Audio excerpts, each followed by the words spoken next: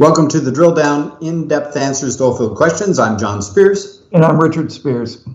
So, Rich, we wake up this morning, the price of oil is about $10. I'm beginning to feel during this podcast sort of like Edwin R. Murrow must have felt when he was broadcasting from the Blitz on London back in, what was that, 1941? I can hear the planes over my head.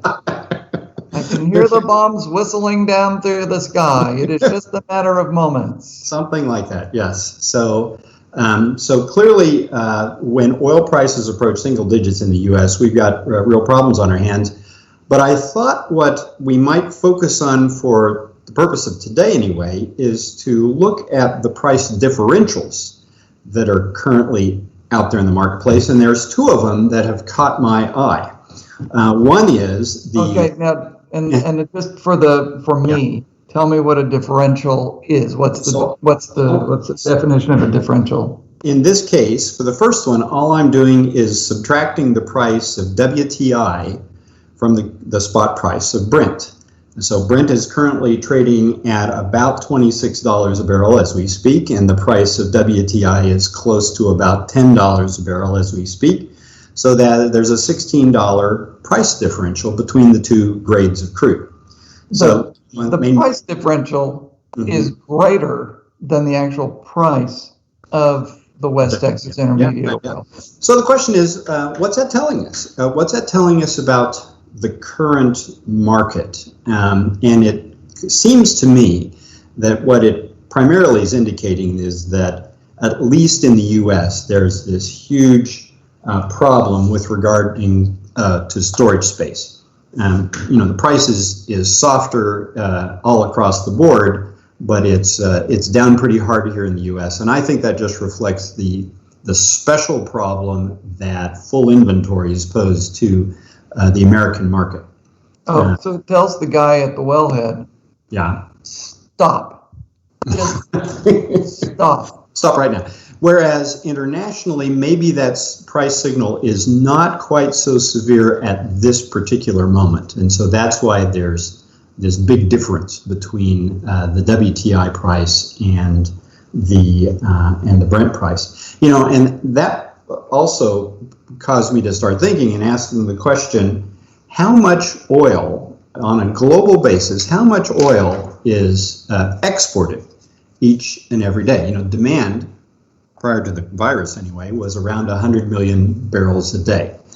And so of that 100 million, what's your guess as to how much oil is exported, crosses national borders? Yeah, so and just as an example, here in the United States, we produce 13 million barrels, or we did until this morning. Right, yeah, 13 million crude, right. Mm-hmm. And the majority of that was consumed within our own borders. Yes. So therefore, the amount from the U.S. that crossed the border was probably like, 1 million barrels or something. Oh, no. Well, catch up with the news. Before the virus, we were approaching 4 million barrels a day, some months. So, the export volumes here in the U.S. had grown tremendously over the last several years. But our crude oil exports have been around 4 million barrels a day, if you want to round it. But on a global basis. So that would be 4 for us, and then there's another bunch of countries. So I can't Google this because I just couldn't find it. So I would say 70 million of the 100 million gets transferred across a border to some other place over the course every day. You're not completely out of bounds. I think the number is closer to 50 million barrels a day. By the time you add up both crude and at least condensates and some of these other near crude markets, I think the export business is around 50% of total oil consumption, or at least that has been. And I bring that point up because the numbers that economists talk about these days is that on a global basis, again, months of April, May, we've seen global oil demand fall on the order of 25 million barrels a day. About 25% of the market has just gone away because of all the shelter-in-place orders and lockdowns that have been put in place. And So I'm thinking, okay, if demand has fallen 25 million barrels a day, if I'm a buyer of crude, then maybe everything else being equal, maybe the first thing I do is stop importing crude, right? I might tend to favor domestic producers and continue to buy oil from them if that's possible, but cut off my import numbers pretty severely. And if that were all the case, then if exports are 50 million barrels a day, and if demand is down 25 million barrels a day, then that says to me that exports are going to have to fall somewhere on the order of 50%. In order to sort of make the market balance. You see where I'm going with this? Yeah. So your number isn't that demand fell that 25%, 25 million barrels. Yeah. Your big point is that exports are falling in half. It's a bigger number. I think that would be the case. Yeah. Now, not everything's equal. Not all refineries are set up to handle domestic crude and all the rest of it, but just in sort of round numbers, exports are going to have to fall for, over the near term anyway, 50%. And now, I got to think it's these big round numbers that are dictating price. I think so. It's not these, my refinery doesn't take your oil, so therefore blah, blah, blah. It's the big round numbers, which are dictating the behavior of the market, right? That's right. And the other big round number is, of course, OPEC Plus met last week and agreed to cut production 10 million barrels a day. Well, that was about a 25% cut in their production numbers, or their export numbers, I should say. So OPEC met and they came to this agreement, but in retrospect, I don't think they cut their production nearly enough. They did a 25, maybe 30% cut in their export volumes. I think they needed to get down to around a 50% cut. And I think that's why since last week, the price of oil has continued to soften, is because the market sees that these efforts to restrict output are just not big enough right now in order to sort of help balance the market and avoid this storage issue that we've got on our hands. So it would be kind of like if you had the choice of in-basin sand or Wisconsin Northern White sand. Right. And the guys up in Wisconsin kept loading sand onto rail cars and shipping it south. Yes. Eventually, the sand, when it arrived, would be worth absolutely nothing. And it wouldn't even get unloaded off the rail cars because there'd be no place to put it other than pour it on the ground. Yeah, it's right. Worth zero. You can do that for sand, but maybe not for oil, right? So. Right. Is that in West Texas? They need more sand. They got a lot of for it. Yeah. So here's the other issue then, or the other price differential that I think we need to talk about, and that is the fact that, again, as we sit here at this moment, the July futures price for WTI is somewhere around $27 a barrel. Oh, it's back up. It even in today's $10 or $11. Oh yeah, right. Yeah. So the spot price is $10, say, for WTI, but by the time you go out to July, so just 3 months out, the futures market is pricing WTI at $27 a barrel. So you've got about a $17 differential between the immediate barrel and that future barrel. And so the question is, what is that telling us about where the market's going? And I think that really just says that the market expects that storage will resolve itself, that this tight storage situation will ameliorate in some degree, probably through a combination of cutting back production, lowering imports, and then hopefully demand coming back some. And as that all takes place, the price, recovers. It doesn't go back to anything like 40 or 50, but it does begin to recover. So, somebody asked me the other day, and I can't remember if we addressed it on the podcast before, but yeah, would the storage terminal companies build more storage? Oh, to just be ready for the next time, you mean? Yeah, they're not going to build it between now and Friday. I need more storage.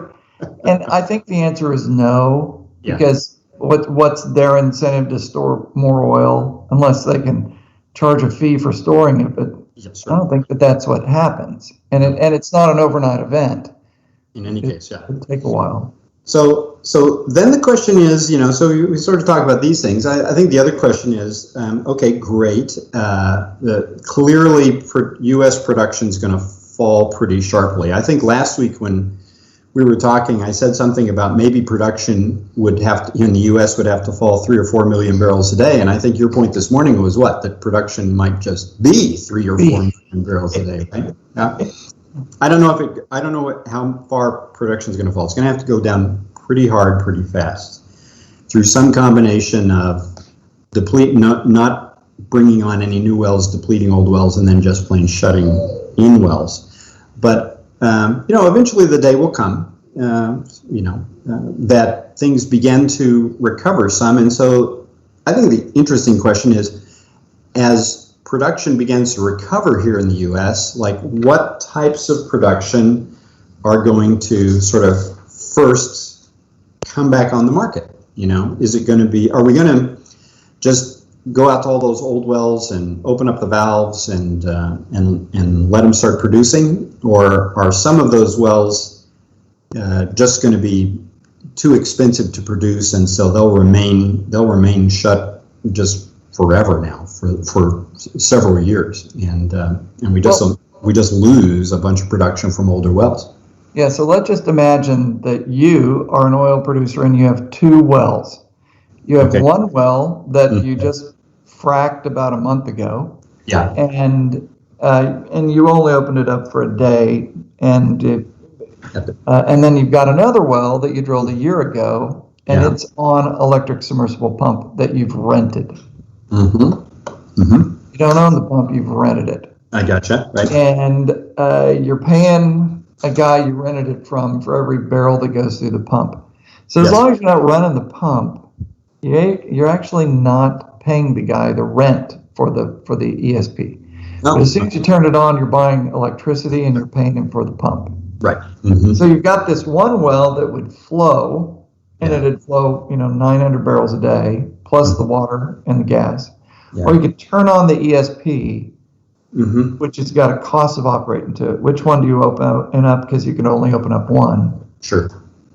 It would be the one going with the free-flowing one, right? Oh, absolutely, right. I mean, those wells will have, for a while they're free-flowing, almost something that's an operating cost of $1 or $2 a barrel. So those would be the first ones, I think, that we see. And then maybe the next tranche of wells might be those wells that have been drilled but not fracked.